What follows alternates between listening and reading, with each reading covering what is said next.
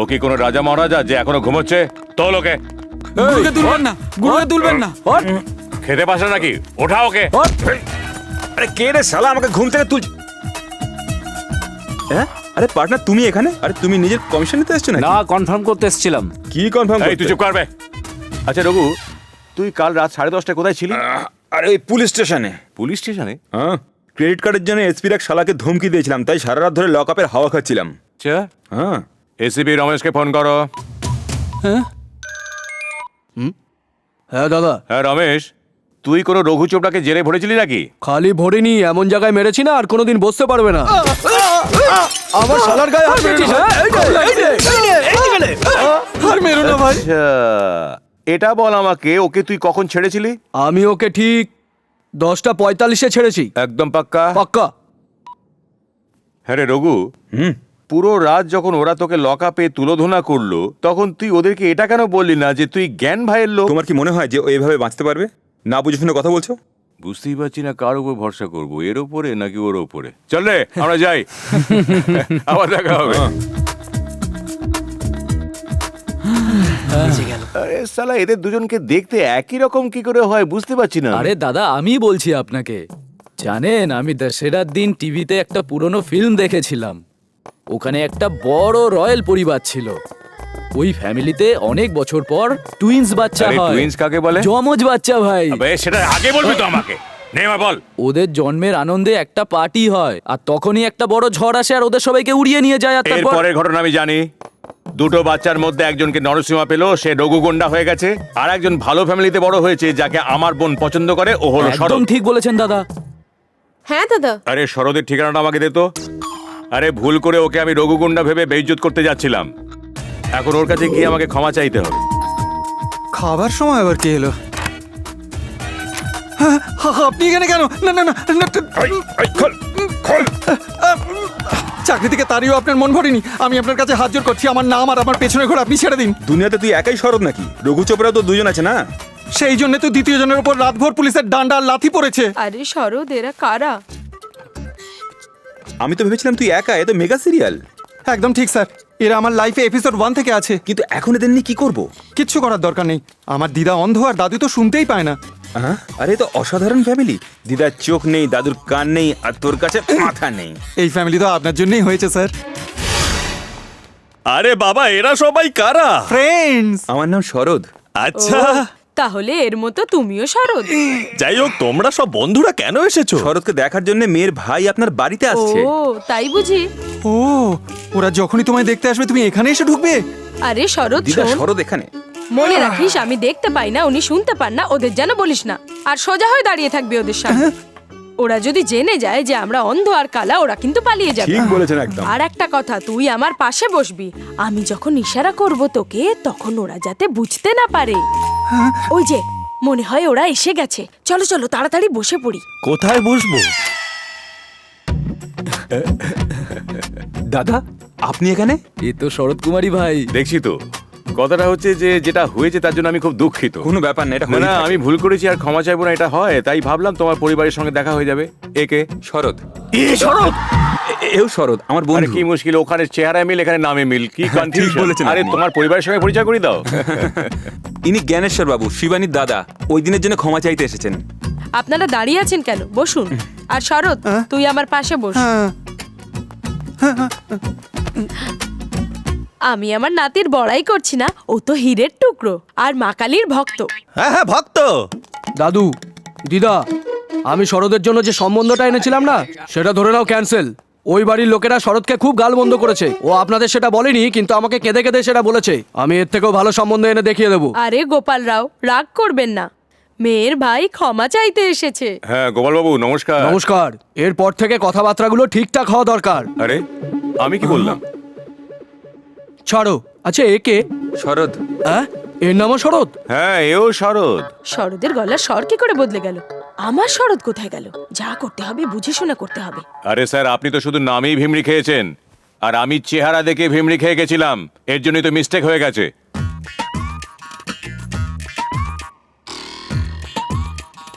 শরৎ, তোমাকে দেখে আমার একটা কথা মাথায় এসেছে। তুমি খুব হ্যান্ডসাম। তোমার জন্য একটা মেয়ে দেখছি। চুপ করুন। হ্যাঁ? ভদ্রলোক হয়ে এরকম কথা বলছেন? পাকা কথা হওয়ার পর আবার দ্বিতীয় বিয়ের কথা ভাবছেন? কেন আমি কি অন্য মেয়ে দেখতে পারি না? একদম না। কিন্তু কেন বলুন? হ্যাঁ বলছি চলুন চলুন চলুন আরে, আমার আরে, সঙ্গে বাইরে কোথায় চলুন, নিয়ে আমি যাচ্ছেন বলছি, আমাকে? চলুন। আরে ছেড়ে দিন, কোথায় নিয়ে আপনি যাচ্ছেন আমাকে? শরতের জন্য আরো ভালো আরে, সম্বন্ধ খোঁজার কথা বলছিলেন আমাকে না? ধাক্কা কেন দিচ্ছেন আপনি? ওই ছেলেটা তো খুবই স্মার্ট, তাই জন্য আমি বলেছি ওর জন্য একটা ভালো মেয়ে দেখে দেবো। এতে অন্যায় কি করেছি বলুন? এই, তুই আমাকে শুটবুট পরে দেখে সফটওয়্যার ডিলার ভাবছিস? তোকে তো কি করবেন আপনি? হ্যাঁ বলুন, কি করবেন? কি করবেন আপনি বলুন? চ্যালেঞ্জ করছে।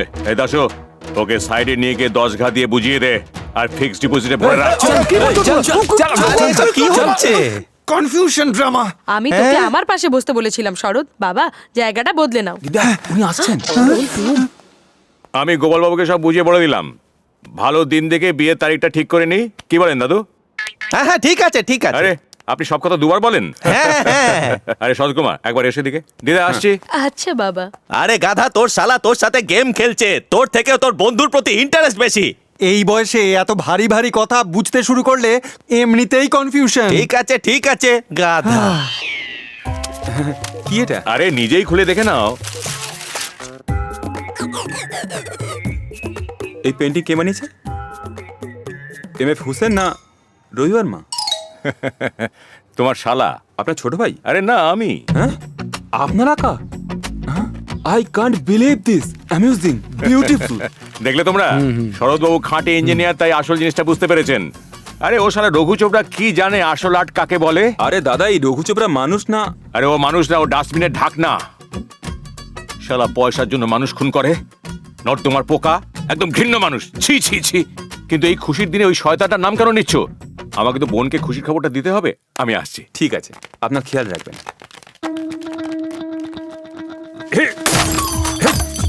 দেখলে দাদা, ভাই বোন কিরকম নাটক করে তোমায় গালাগাল দিচ্ছে। ড্রামা শুরু করেছেন উনি, কিন্তু শেষ করব আমি। শরৎকে আর রঘুকে এই চক্করে ওনাকে এমন ঘোরাবো যে ওনার হয়ে যাবে ভেজা ফ্রাই। আরে তুই আমার কথা শোন, পাকিস্তানের উপর লাগিয়ে দে 25। আরে ভাবছিস কেন? আমি তো দেবো তোর টাকা। যখনই দেখো টাকা টাকা টাকা করে চেঁচিয়ে যাচ্ছে। আরে দাদু ভাই, শোন, এর বাড়িতে ফোন কর আর বল পয়সা দিয়ে যেতে আর পার্সেলটা নিয়ে যেতে। এই আমাকে এখনই 50,000 টাকা দাও তো। আগের ধারটাই তো এখনো তুমি শোধ করনি, আবার পয়সা চাইছো? দেবে না? না দেবো না। ঠিক আছে, তবে আমি এই জীবনটা কেন রেখেছি? আরে এই জীবন নিজেকে মেরেই ফেলছি। কি করছিস? আমি জীবন রাখতেই চাই না। এটা ধর টাকা, ধর। আমার উপর ভরসা রাখো দাদু, তোমার সব দেনা মিটিয়ে দেবো, তোমার সব ঋণ পাই টু পাই শোধ করে দেবো। আরে সাব্বি ভাই, আমি 50,000 পাঠাচ্ছি, এদিকে 25 ওদিকে 25। কি ব্যাপার, এভাবে আর কতদিন? যতক্ষণ না আমাদের টাকা আদায় হচ্ছে ততক্ষণ।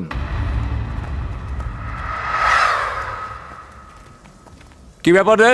কিং এখনো বেঁচে।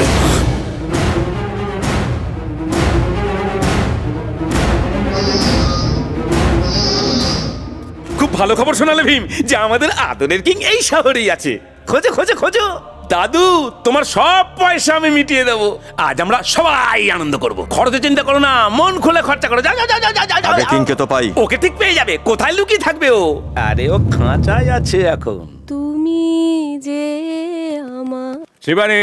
আরে দাদা, তুমি আজকে এত খুশি কেন? হ্যাঁ, কথাটাই তো খুব খুশির। আচ্ছা, জানিস, আমি ভেবেছিলাম রঘু চোপড়া ডাবল রোল করে আমাকে আর তোকে হয়তো বুদ্ধু বানাচ্ছে, কিন্তু না, দুজনেই সম্পূর্ণ আলাদা।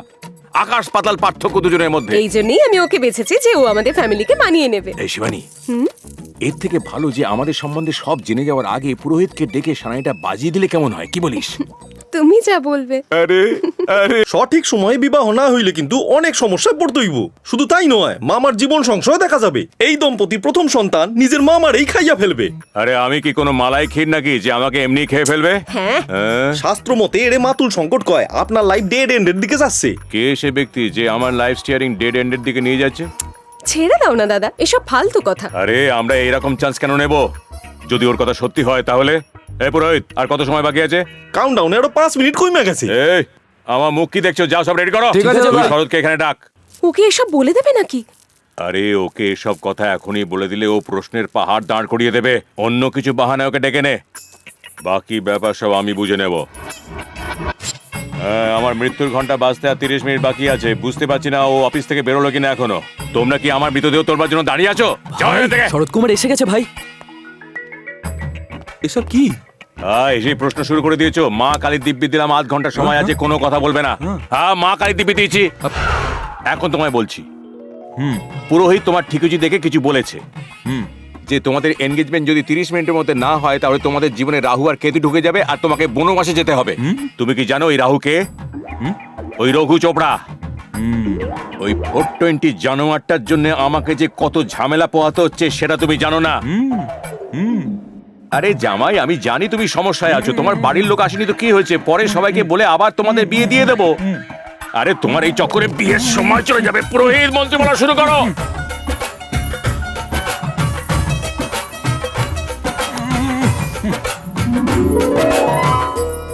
আয় বোন আয়, শোন, মা কালী দিব্যি দিয়ে ওর মুখ বন্ধ করে দিয়েছি, তাড়াতাড়ি ব্যাপারটা শেষ কর।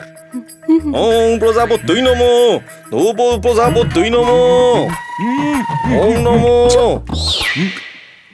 এখন আমি কইলেই বড় বধূ আমার লগে নমো কইবে। শ্রী গণেশায় নমঃ। বলুন না, নমো কও নমো। শ্রীমান, পাত্র কি বোবা? কি আইডিয়া দিলে? হ্যাঁ বোবা, তাহলে কি করব? না না, মনে মনে আবে, কইলো আইবা। ওরকম করে বলবে। ঠিক আছে, যে ঠিক শুরু আছে। করো। ওং গণেশায় নমঃ। ওং দেবায় নমঃ। ওং নারায়ণ। একজন আরেকজনের আংটি পড়ায় দেন। এই, এদিকে আমার দে। দক্ষিণা। এই, শিবানী, ওকে আংটিটা পরিয়ে দে, আমি ওর হাত ধরছি। দাদা দক্ষিণা। আরে, পড়া পড়া, আঙুলে পড়া। পড়ো পড়ো হ্যাঁ জামাই, শিবানীকে পড়াও। পড়াও পড়াও পড়াও, চলো চলো চলো, পড়াও, পড়াও, পড়াও। 500 টাকা লাগে।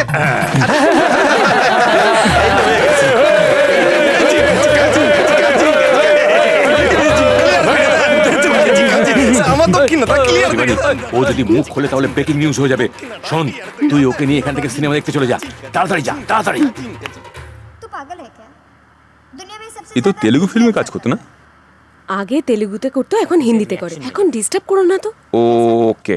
আমার স্যুট দেখে ও আমাকে সফটওয়্যার কোম্পানির মালিক ভেবেছিল। বিয়ের দিন শুধু খাওয়ালেই চলবে না, আমাদের সবাইকে একটা করে শাড়িও দিতে হবে। তোমরা সিল্কের শাড়ি চাইছো আর আমি 10 বছর ধরে বিয়ে করার জন্য একটা মেয়ে চাইছি আমার জন্য। তোমরা কি খুঁজে পেয়েছো বলো আমাকে? খুঁজিনি বলছো? আরে ওই কলকাতার মেয়ে, ও তো খুব সুন্দরী ছিল। তোমরা তো বললে গুন্ডা ছেলে ফুলসজ্জা থানায় হবে, তাই সম্বন্ধটা ভেঙে গেল। ওরা বলেছিল বুদ্ধিমান ছেলে চাই, তোমার কাছে পয়সা আছে, বুদ্ধি তো এ নেই। মাসি, বুদ্ধি না থাকলে কি শরতের মতো জামাই খুঁজে আনতে পারতাম? ও টপকে এলো কি করে? আরে শরৎবাবু, কিছু ভুলে গেলে নাকি? আবার ফেরত এলে? আমি ফিরে এলাম কোথায়? আমি তো এই এলাম। এখন এলে মানে? আমার বোন কোথায়? আপনার বোন? হ্যাঁ আমার বোন। আপনার বোনই তো ফোন করেছিল, তাই তো আমি এলাম। তাহলে আগে যে এলো? ডাবল রোল দাদা, রঘু চোপড়া। ও তো শুরুতেই আপনাকে কিছু বলতে চেয়েছিল, আর আপনি তো দিব্যি দিয়ে মুখ আটকে দিলেন। দাদা, আমার দক্ষিণাটা দিয়ে দিলে আমি কেটে পড়ি। আপনি একটু আমার সঙ্গে এদিকে আসুন। আরে পণ্ডিতজি, এনগেজমেন্ট অন্য ছেলের সঙ্গে হয়ে গেছে। বিয়েটা কারেকশন করে কিন্তু দিচ্ছি। শিবানী তো এখানে নেই। পাত্রী অনুপস্থিত থাকলে পাত্রীর স্থানে পাত্রীর দাদা প্রক্সি দিতে পারবো। পাত্ররে আপনি আংটি পড়া দিতে আরে পারবেন। সময় নষ্ট করে কোনো লাভ নেই, আসুন আমার সঙ্গে। আরে শরৎ, এখনই তোমাকে আমার সঙ্গে এনগেজমেন্ট করতে হবে। ছি ছি, না না। আরে যাচ্ছ কোথায়? আরে আমি ওরকম ছেলে নয়। আমাদের পরিবারে একটা রীতি আছে যে এনগেজমেন্ট শালার সঙ্গে হতে পারে। কুষ্টি অনুযায়ী 3 মিনিটের মধ্যে যদি তোমার এনগেজমেন্ট না হয় তবে রাম ও সীতার মতো তোমাদের বনবাসে যেতে হবে, এটা মনে রেখো। আরে জিজ্ঞেস করো না। আরে পণ্ডিত বলো না ওকে। কিন্তু শিবানী গেছে কোথায়? সিনেমা দেখতে গেছে। এনগেজমেন্টের দিন সিনেমা দেখতে গেছে? আরে আমাদের পরিবারের রীতি, এনগেজমেন্টের সময় মেয়েরা সিনেমা দেখতে যায়। হ্যাঁ পণ্ডিতজি, শুরু করো শুরু করো। শুরু করেন। না না না। আরে পড়ো পড়ো, আংটিটা পড়ো। আংটি আপনি পরালে বিয়ে কি আপনাকেই করতে আরে হবে? এটাই আমাদের পরিবারের রীতি। আরে পড়ো পড়ো পড়ো পড়ো, আমাকে পড়ো। আরে ছাড়ুন।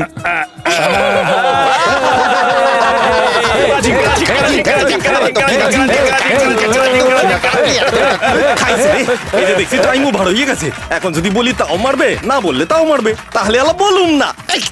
দাদা, এই রীতি, এই নাচ, এই ছেলেদের মধ্যে এনগেজমেন্ট, আমি তো কিছুই বুঝতে আরে পারছি এতো না। সবে শুরু, ধীরে ধীরে সব তুমি বুঝে যাবে।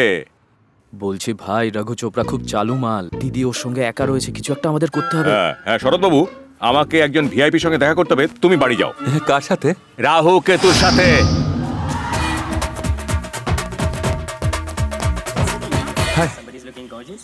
কোথায় চলে গিয়েছিলে তুমি? একটা খুব ইম্পর্টেন্ট কাজ ছিল, সেটা মিটিয়ে এলাম। তোমরা শিবানীকে কিছু বলবে না। এই কে রে? দাদা, তুমি এখানে? বাইরে এসো। হ্যাঁ, বাইরে বাইরে। আমি তো আসছি। আবার কোথায়? চল এদিকে আয়। কিরে শালা রঘু, ওখানে এত কিছু হয়ে গেল আর তুই মুখে কুলু পেটে বসে রইলি আর আমার বোনের সঙ্গে এনগেজমেন্ট করলি? তুই বলি না কেন যে তুই শরৎ না, তুই রঘু চোপড়া? তুমি আমাকে বলার সুযোগটা এবার কোথায় দিলে? হ্যাঁ, এ তো ঠিকই বলছো ভাই। আরে আমার মিস্টেক হয়ে গেছে। আমি আমার বোনের এনগেজমেন্ট ভুল করে শরতের জায়গায় তোর সঙ্গে করে দিয়েছি। ভুল করে দিয়েছি? কি বলতে চাচ্ছ তুমি? পাগল নাকি তুমি? এই চপ, আমি সকাল সকাল মদ খাই না। খায় কে? না, দাদা না, একদম খায় না। আসলে হয়েছে কি, শরৎ বাবু আর তোর মুখটা সেম টু সেম, এই জন্য মিস্টেক হয়ে গেছে। যখন আমি তোমার বোনকে আংটি পরিয়েছি তখনই আমার মনে ফিট হয়ে গেছে। আর মন কোনো ফালতু জিনিস নয় যখন তখন বদলে ফেলবো। আমি নিজেই তোমার বোনকে বলে দিচ্ছি যে আমি শরৎ নই, রঘু চোপড়া। ওকে? এই শোন, তোর জন্য একটা ভালো মেয়ে খোঁজা আমার দায়িত্ব। আগে নিজের জন্য খোঁজো, তারপর আমার কথা ভাববে। আচ্ছা ছাড়, তোকে যে আমি 10% হায়দ্রাবাদ দিয়েছিলাম না, পুরো 100% নিয়ে নে। আরে কি বলছো কি দাদা? এই চুপ বে, মুখ ভেঙে দেবো। হ্যাঁ, কি বলছিস? একটা কথা মাথায় রাখো, আমাদের রীতিতে এনগেজমেন্ট মানে অর্ধেক বিয়ে। তোমার বোনকে ছেড়ে দেওয়ার কোনো প্রশ্নই নেই। যদি মাঝে কোনো শরৎ ফরদ আসে তাহলে এমন ব্যবস্থা করব যে ভুলে যাবে ও মরদ। এই জন্য বলছি ওকে বোঝাও, ওর স্বামী শুধু রঘু চোপড়া, কোনো শরৎ ফরদ নয়।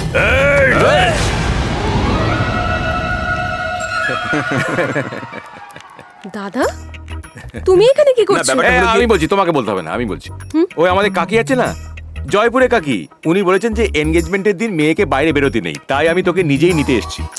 এসব ফালতু কথা দাদা, আমরা শপিং করতে যাচ্ছি, তুমি চলে যাও। শরৎ কামন। তুই আমার কথাটা শোন। শরৎ, এই Come শরৎ, on. তোমায় ও ডাকছে। হ্যাঁ, আমি I am sorry, come on let's গো।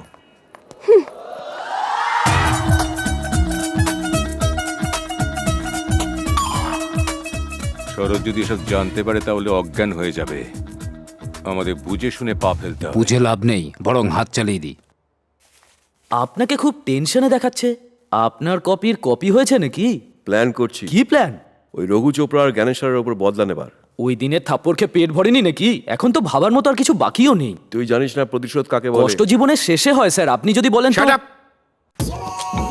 প্রতিশোধের আগুন আমার মাথায় জ্বলছে, আমি সুর খুঁজে পাচ্ছি আরে না। আপনি কবে থেকে সুর ভাবতে শুরু করলেন sir? As usual internet, Google, download copy. Shut up!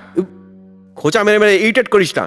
আমি বলছিলাম কি, আমি এমন একজনকে চিনি যারা এই শহরে নামি দামি গুন্ডাদের একজন, ও আপনাদের প্রবলেম সলভ করে দেবে। আমি কি যোগাযোগ করিয়ে দেবো? আমি আমার স্ট্র্যাটেজি শুনিয়ে আপনাদের সময় নষ্ট করতে চাই না। খুন করতে কত নেবে? কেসটা যত বড়, টাকাটাও তত। এই যে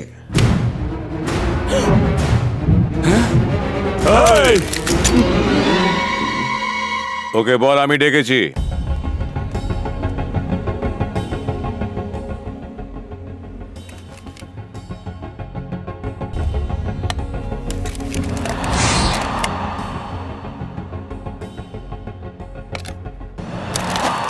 এখানে কি হাট বসিয়েছো? বলো, কাজের কথা বলো।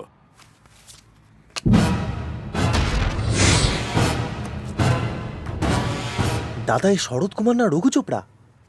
কি নাম এই ছেলেটা? কিং। কিং? এ আবার শালা কোত্থেকে এলো? এ মুম্বাই থেকে এসেছে, রাজা চন্দ্রপ্রতাপ বর্মন। আমরা একে খুঁজে বেড়াচ্ছি।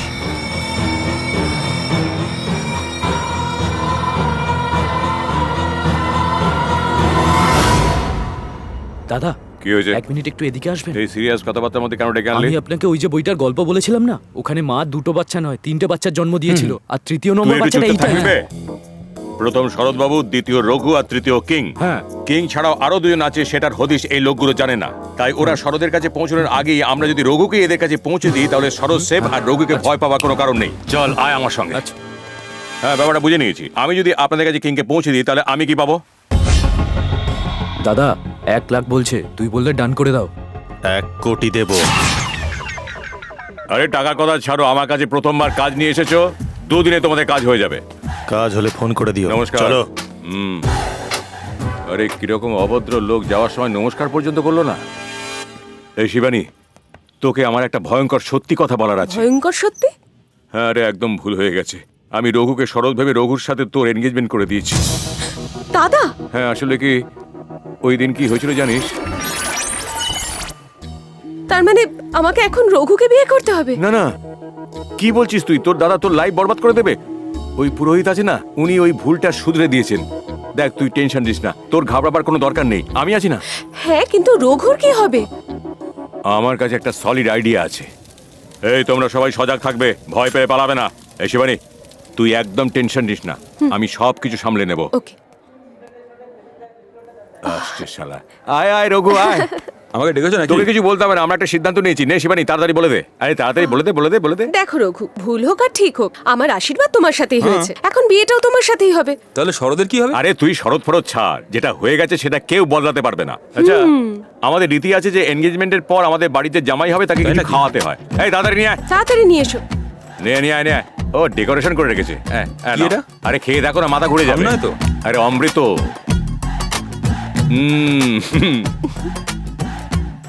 খা বেটা খা, কেমন লাগছে?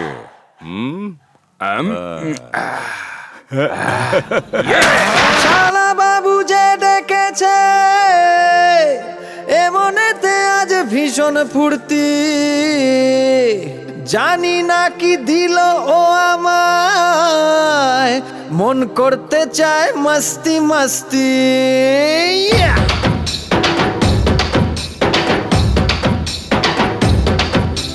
ঝুম ঝুম নাচে মন যে আমার, পান করেছি মদিরার প্যালা। ওরে বাবা ঘুর ঘুর ঘুরছে সবই যেন মনে হয় হলো যে ঘোটালা। এই ঝুম ঝুম নাচে মন যে আমার, পান করেছি মদিরার প্যালা। ঘুর ঘুর ঘুরছে সবই যেন মনে হয় হলো যে ঘোটালা। আরে গেছি গেছি গেছি আমি তোর প্রেমেতে উলালা, গেছি গেছি গেছি আমি তোর প্রেমেতে উলালা। করলি কি যে জাদু তুই মনে হয়েছে পাগলা, আকাশ পাতাল ওলট পালট বল না এ কেমন জ্বালা। তোর প্রেমের গরমে বুকের বোতাম খোলা, এ কেমন নেশা দেহে তুই বল না ওরে লেলা।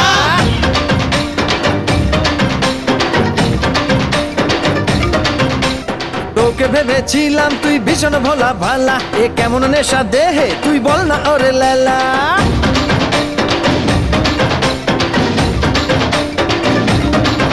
আরে ঝুম ঝুম নাচে মন যে আমার, পান করেছি মদিরার প্যালা। ঘুর ঘুর ঘুরছে সবই যেন মনে হয় হলো যে ঘোটালা।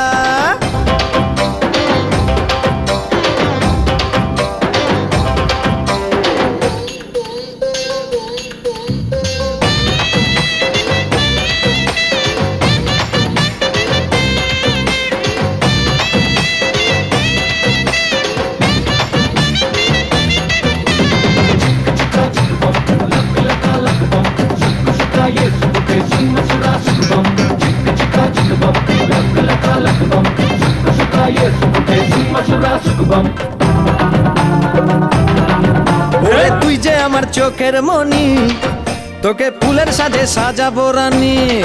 মুন্ডা চুরি করলি যে আমার, পড়লি যে তাই তুই নজরে। আয়না সোনা আমার বাহু ডরে, বাসবো ভালো তোকে এমন ভরে।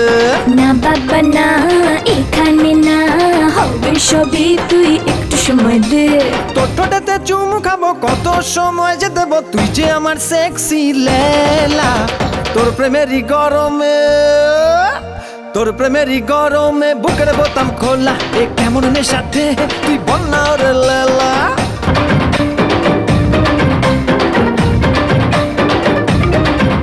যারা আগে এসেছিল তারা সব মরেছে সালা, তোকেই ভালোবাসি তুই মেরা দিলওয়ালা।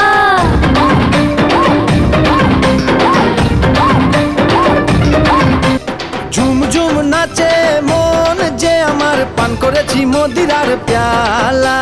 ঘুর ঘুর ঘুরছে সবই যেন মনে হয় হলো যে ঘোটালা।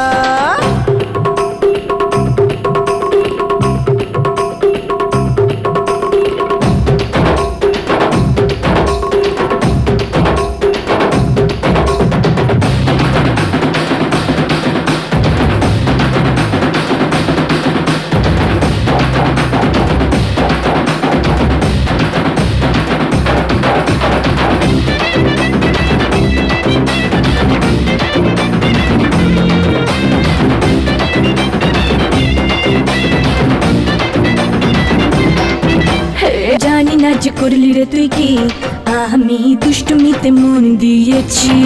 তোর নরম ঠোঁটে আর কোমরে আঁকবো ট্যাটু আমার জোর কামড়ে। হায় আমি যে তোর হই গেছি, তোর মনেতে এই তো আছি। আরে আয় না তুই বঙ্গ নারী, কলকাতার রসগোল্লার হাড়ি। আমায় বিয়ে করনে থাকবো যে তোর মনে, চুলোয় যাক পুরোটা জামানা, তুই যে আমার শত্রু। আরে তোর শত্রু নাকি? তুই যে আমার শত্রু, আমি তার মধুবালা, তার প্রেমেরই আগুনে আমার করছে শরীর জ্বালা।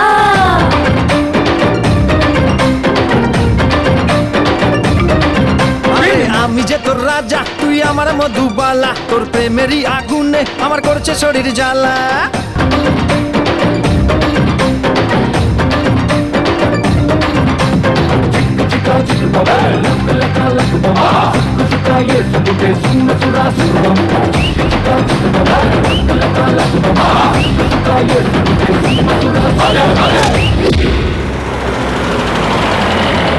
ওই দেখুন দাদু, তোমার 5 কোটি টাকা বস্তায় ভরে এসে গেছে। এই যা, রাখো রাখো, তাড়াতাড়ি করো, খোলো, খুলে ফেলো। দাঁড়াও দাঁড়াও তাড়াতাড়ি খোল। স্যার, আমি এত ইনফরমেশন দিলাম, আমাকে একটু ফেভার করুন। তুই খুলতে চাস এটাকে? না স্যার, এটা খোলার আগে আমি একটু মনের সুখে কেড়ে নিতে চাই। আমাকে থাপ্পড় মারা, এবার দেখ। আরে বাবা, আগে খোল না ওটাকে, তারপর না হয় মারিস। চলো খোলো ওটাকে, খুলে ফেলো, খুলে ফেলো।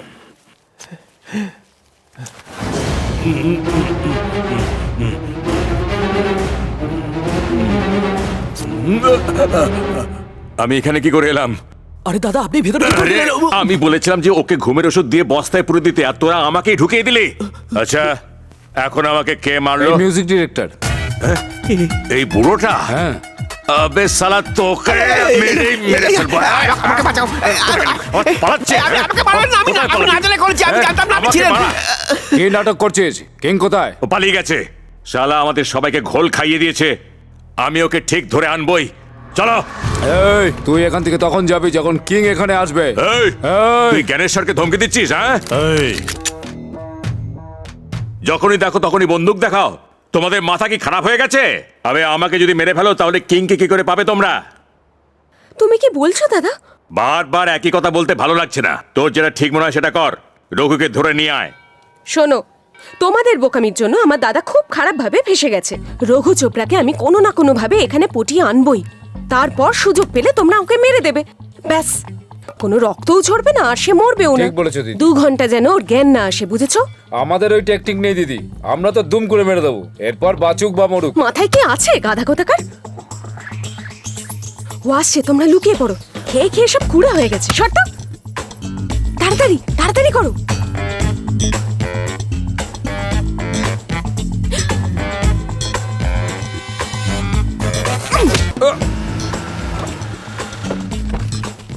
হ্যাঁ, চল পার্সেলটা নামা, এসে তাড়াতাড়ি গেছে তাড়াতাড়ি। শালা। একদম ঠিক সময় এসেছিস। 1 মিনিট দাদা, এদের ক্ষমতা কি করে হলো তোমাকে ধরার? আমি আরে, এক্ষুনি এরা কথা মানুষ বলছি। হলে তবে তো এদের সঙ্গে কথা বলবি। এরা এক একটা জানোয়ার। আমি ওদের সঙ্গে কথা বলছি, তুই দাঁড়া। এই যে দাদা, এই নাও তোমাদের কিং। একে যা করার করো, কিন্তু মনে রেখো এ কিন্তু খুব চালাক। পরে বলো না যে আমি কিছু বলিনি। এই, একে নিয়ে যা। হ্যাঁ, ভালো হয়েছে ওকে নিয়ে গেছে। আমাদের টেনশন আর কিছু নেই। হ্যাঁ দাদা। এই, যা ওদের কাছ থেকে পেমেন্টটা নিয়ে আয়, আর 1000 টাকার নোট নিবি। শিবানী ম্যাডাম, এরা কারা? আরে ছেড়ে দাও আমায়। শিবানী ম্যাডাম? দাদা, আমি তো মন্দিরে ছিলাম, এখানে এলাম কি করে? চুপ। দাদা, এ তো শরৎ মনে হচ্ছে। আমাকে অফিস যেতে হবে, বলো না আমায় ছেড়ে দিতে। অফিস যাওয়ার কথা বলছে, এ তো সরদি। এখন কি হবে? আরে রে, থামো থামো থামো থামো থামো, তোমরা থামো থামো। দাদা, শিবানী ম্যাডাম, কিছু করুন না। এই ছাড়বে? আগের দিনের মার কি ভুলে গেছিস? যাই হোক, তোমরা কারা?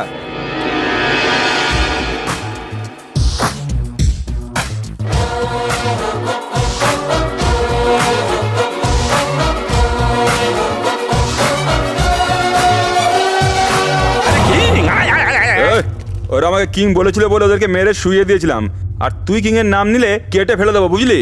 আমি একমাত্র এই ব্যাপারটা জানি যে তুমি কিং নও, কিন্তু হয়তো যদি আমি তোমাকে কিং এর জায়গায় পৌঁছে দিই তো আমার সমস্ত প্রবলেম সলভ হয়ে যাবে। তাই কিছুদিনের জন্য তোমাকে কিং এর জায়গায় অ্যাক্টিং করতে হবে। কেন অ্যাক্টিং করবো? 1 কোটি টাকার জন্য। এসব তো ঠিক আছে যদি আমার মন সায় দেয়। যদি তোমার কাজ ঠিক থাকে তবেই আমি করব। আমি তো ভুল কাজ করতেই পারি না। নিজের বউ বাচ্চাকে ছেড়ে প্রায় জানোয়ারের মতো এই গুন্ডাগুলোর সঙ্গে কি করে জীবন কাটাচ্ছি ভাবতে পারো? আর আমার আত্মীয় কিং এর নেওয়া ঋণ আমার গলায় ফাঁসি হয়ে আটকে আছে। আমি তোমার প্রবলেমটা বুঝলাম, কিন্তু মনে করো যদি আসল কিং ফিরে আসে তাহলে আমি তো গেলাম। কিং আসবে না, কোনোদিনই আসবে না। কেন আসবে না? ও মরে গেছে। কি বললি? এতদিন আমাদের গান শুনেছিস, টাকা শোধ দিবি, আর এখন বলছিস কিং মরে গেছে। আর এখন ছাড়ো না আমাকে। যদি তুমি আগে এটা জানতে পারতে তাহলে তুমি কি ছেড়ে কথা বলতে? এখন রঘুর সাহায্যে তোমার ঋণ শোধ করার সুযোগ পেয়েছি, তাই তোমাকে সত্যি কথাটা বলছি। তুই সত্যি যে বলছিস তার কি গ্যারান্টি? গোপী,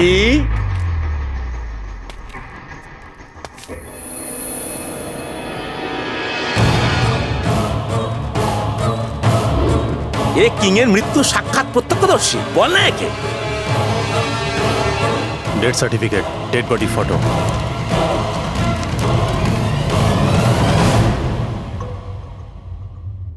কিং এর মারা যাওয়ার পর আমার মনে হয়েছে আমার পরিবার বিপদে আছে, এই জন্য খবরটা গোপনই রেখেছিলাম।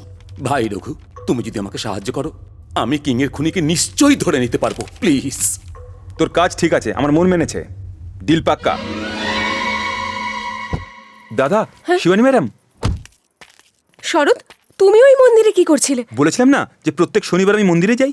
আমি তো ওখানেই গেছিলাম, হঠাৎ করে পেছন থেকে কেউ আমার মাথায় আঘাত করলো, অজ্ঞান হয়ে গেলাম, তারপর আমি এখানে। আরে এ তো আমাদের সব জানা আছে, ভেতরে কি হয়েছে সেটা বলো না। ওরা আমায় বললো যে যদি আমি কিং এর অ্যাক্টিং করি তাহলে ওরা আমায় পুরো 1 কোটি টাকা দেবে। আমি তো ভয় পেয়ে গেছিলাম। তুমি ভয় পেও না শরৎ। দাদা, চলো ওদের বলে দিই যে ওর অভিনয় শরৎ, আর নিয়ে যাই এখান থেকে ওকে। আরে এখন তুইও শরতের মতো কথা বলছিস, তোরও কি মাথা খারাপ হয়ে গেছে নাকি? ওদের শরৎ রঘু কাউকেই চায় না, ওদের কিং এর ডুপ্লিকেট চাই। তাহলে কি করবো আমরা? ওরা যেরকম বলছে তুমি সেরকমই করো, আমরা রঘুকে এখানে এনে তোমাকে নিয়ে যাব। তাহলে আমি অফিস থেকে ছুটি নিয়ে আসি। আরে তুমি কি শ্বশুরবাড়িতে জামাই ষষ্ঠী খেতে এসছো? ওরা তোমাকে এখান থেকে যেতে দেবে না। কেন যেতে দেবে না? আমি কি আরে করেছি? বোঝা নাই বলটাকে। অ্যাকচুয়ালি প্রবলেমটা হলো যে দেখুন দাদা, ওই রঘু কিন্তু খুব চালাক, দুদিনের মধ্যে ওখান থেকে টুপি পরিয়ে এখানে চলে আসবে। কেন আসবে? আমার বোন ওর দুর্বলতা, ও ঠিক চলে আসবে। তো বোনকেও সঙ্গে নিয়ে যাবো। আমার বোনেরও একটা দুর্বলতা আছে। তো সেটা আবার কি? ও আমাকে ভীষণ ভীষণ ভালোবাসে, আমাকে ছাড়া কোথাও যায় না। আমি এমনি চিন্তায় পড়ে আছি কি করে রঘুকে কিং বানিয়ে আমি ওর চেয়ারে বসিয়ে দিয়ে আসবো। তুমি বলছো করে গোষ্ঠী শুদ্ধ নিয়ে চলে আরে যেতে? একদম চিন্তা করো না, আমার কাছে একটা খুব ভালো আইডিয়া আছে।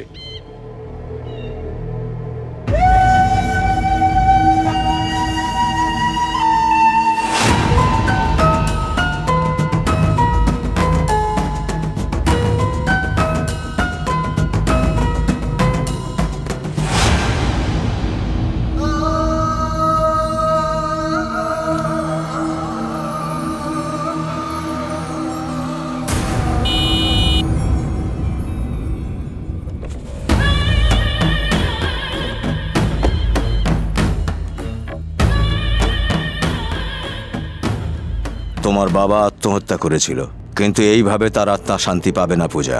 যদি সত্যিই তার আত্মার শান্তি চাও তাহলে আমার মনে হয় এর থেকে বড় কিছু করতে হবে, আর সেটা শুধু তুমিই পারো।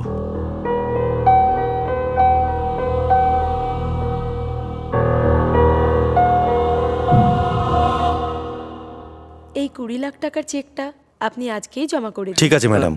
বৌদি, বলছিলাম যে আমরা কিংকে অলমোস্ট সব জায়গাতেই খুঁজে ফেলেছি, এখন শুধু 3টে রাজ্যই বাকি, হরিয়ানা, গুজরাট আর ছত্তিশগড়। হ্যাঁ হ্যাঁ, ছত্তিশগড়। হ্যাঁ। আমি ভাবছি ওই 3টে রাজ্যের কাগজে কিং এর একটা ছবি ছাপিয়ে দিই। তাই বলছিলাম এর জন্য তো কমপক্ষে 2 লাখ টাকা খরচা হবে। হ্যাঁ, তো ছাপতে দিন। আচ্ছা বৌদি। ক্যাশিয়ার বাবু, বলুন ম্যাডাম। আপনি ওনাকে 2 লাখ টাকা ক্যাশ দিয়ে দিন। Okay madam. মানুষের উপর ভরসা করার চেয়ে আমাদের ভগবানের উপর ভরসা করা উচিত বৌদি। এই জন্য আমি এইটা ভাবছিলাম যে আমরা কিং এর নামে রাজ্যের বিভিন্ন মন্দিরে সব অনাথদের ফলমূল বিতরণ করি। হ্যাঁ, তা করতে কিন্তু পারেন। এতে তো কমপক্ষে 1,10,000 তো লাগবেই। হ্যাঁ, এতগুলো টাকা খরচা করার আগে আমাদের একটু ভাবা উচিত।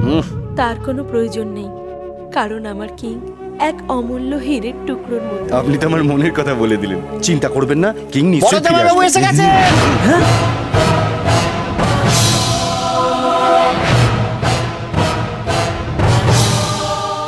এই বেঈমান, অকৃতজ্ঞ কোথাকার, এখানে আসার সাহস হলো কি করে তোমার?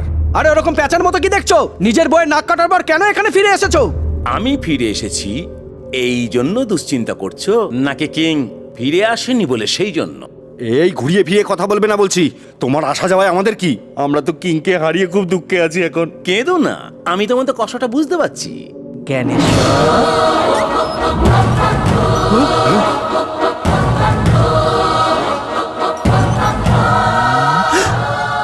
এসে গেছি। এ তোর কি হয়েছে বাবা? কি করে হলো? তোর কি হয়েছে বল বাবা, বল। সরি ম্যাডাম, এ এখন কাউকে চিনতেও পারছে না, কথা বলতেও পারছে না। আপনি কি বলছেন? কিং এর এই অবস্থার জন্য বড়দাই দায়ী। আপনি না জেনে ওর ওপর দোষারোপ করছেন কেন? কিং এর অ্যাক্সিডেন্টটা শিলিগুড়িতে হয়েছিল। আমার নাম ডাক্তার জ্ঞানেশ্বর কালে, আর এ আমার বোন শিবানী কালে। ওষুধ তৈরি করার জন্য জঙ্গলে গাছগাছলার খোঁজ করতে গিয়ে আমরা একটা গোঙানি শুনতে পাই। ওখানে গিয়ে দেখি যে আপনার ছেলে মৃত্যুর সঙ্গে পাঞ্জা লড়ছে। আমরা গাছগাছলা দিয়ে ওষুধ তৈরি করে অনেক দিন ধরে ওর চিকিৎসা করেছি। তারপর এই ভদ্রলোক আসেন এবং একে চিনতে পেরে আমাদের এখানে নিয়ে আসেন ম্যাডাম। কিং এর থেকে আলাদা হওয়ার জন্য আপনার এই দুঃখ আমি সহ্য করতে পারিনি, আর আমি জঙ্গলে জঙ্গলে না খেয়ে দিয়ে ঘুরে বেরিয়েছি। যখন আমি খবর পেলাম তখনই তো কিংকে ফিরে পেলাম। খাওয়া দাওয়া তো ছাড়ো, তুমি তো মোটা ষাঁড়ের মতো দিব্যি দাঁড়িয়ে আছো। তোমাদের মতন নয়, ভালো পরিবারের ছেলে।